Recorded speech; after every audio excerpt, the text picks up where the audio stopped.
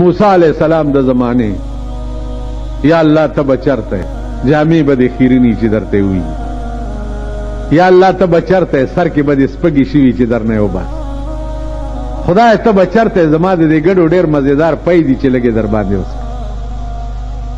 موسی علیہ السلام ته را پیښ الکه دا څه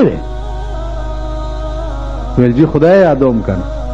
بیړه دی غرق شدا خو د شرک الفاظ دي د کفر په دې خو کافر کیږي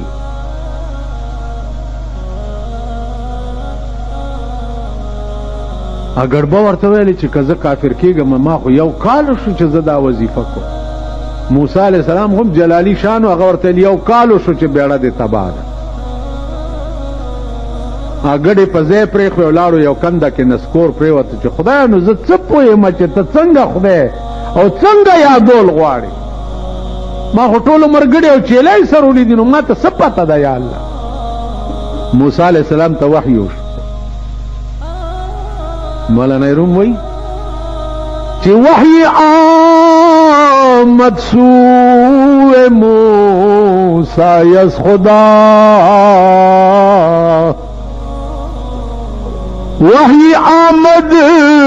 سوی موسی از خدا بندے مارا چرا کر دی جدا موسی ته وحی وشو چې زما یار دی ولی مانا جدا کو اگر بخو زما یارو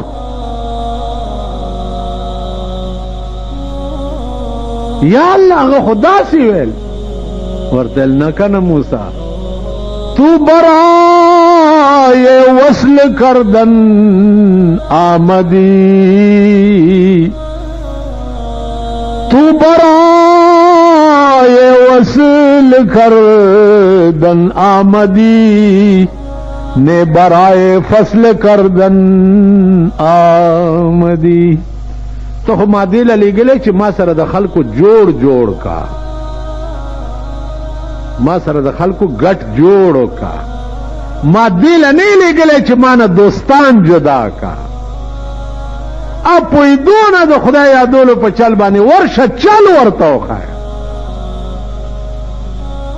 ته ورته چلو خایا بیا تماشا کاو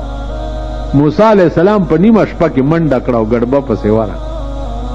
او داغه د یادولو چل ورته وخو زما عزیزانو ما تاسو ته 13 جمعو کې یو ټکی کړو چې الله الفاظ ته نه ګوري الله دې ځای ته ګوري کوم ځای ته دې ځای ته د ګډبه د دې ځای قدر دې وکړو اسمان سره خبرې د شرک کولې د کفر کولې لیکن دې ځای کې رابطه او تعلق صحیح وو نو فائدہ پہ اللہ دا سے مرتب کړه چې پیغمبر لیم تنبیه ورکړه نو معامله ماما د دغه ځای ده ها معامله د دې نه چې صاحب مصالحه دی پوګي او د تبلیغی اجتماع ته تلو م په خبر کې چوا یو افسر مې ولید نو مصالحه پوګا و بل داس کې دا نلته دوړي مړی نو لګدا چوم پکې نه خو دې مال سټاو باس ولی مال خدای دې خوار کا عقل زده د معشوقي هغه عاشق خوخي چې خړ پړي ویخته بابري په خاورو کې ورته ناستي دې دې څه مثال شته مالاو حضرت عمر چې وفات کېده نو وصیت یې وکړ چې زه چې مړ شمه نو زما په دې مخ خاورې ومږئ چې خړ مخ معشوقې ته لاړ چې رحم یې راباندې را چې څومره ورته خیرن او خړ پړې هومره به یې خوښ دا پاکه مسلط قالیني راغستې ده چې صاحب به په دې کې دا ګورې نه څومره لوی لوی خلق چې دی په دې ځمکه پراته دي یا د تبلیغی اجتماعګانو ته چې لاړ شم هلته ګورم ما ته د رحمان بابا شعر را یاد شي چې بادشاهان واړه پراته دي لکه خاورې په مزار د درویشان